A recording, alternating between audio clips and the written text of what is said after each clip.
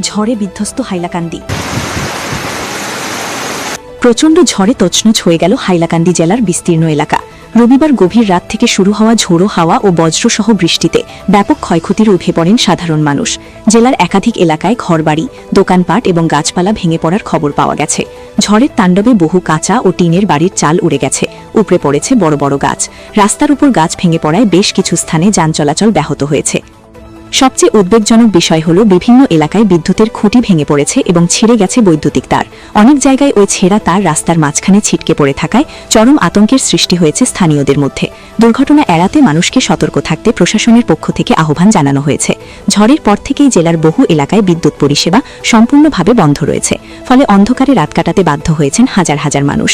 বিদ্যুৎ দপ্তরের কর্মীরা ক্ষতিগ্রস্ত লাইন মেরামতের কাজ শুরু করলেও পরিস্থিতি স্বাভাবিক হতে সময় লাগবে বলে জানা গেছে। হঠাৎ করেই ঝড় শুরু হয়, প্রচণ্ড শব্দে গাছ ভেঙে পড়ে, বিদ্যুতের তার রাস্তায় পড়ে থাকায় আমরা ঘর থেকে বের হতেও ভয় পাচ্ছি। এদিকে ক্ষয়ক্ষতির পরিমাণ নিরূপণে প্রশাসনের দল বিভিন্ন এলাকায় পরিদর্শন শুরু করেছে। দ্রুত ত্রাণ ও পুনর্বাসনের দাবি জানিয়েছেন ক্ষতিগ্রস্ত পরিবারগুলি।